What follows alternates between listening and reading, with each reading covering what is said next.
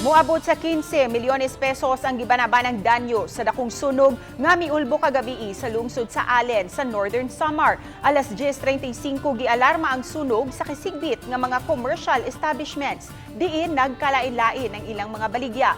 Gikatahong nagsugod ang kayo sa usa ka himuanan ug pastries.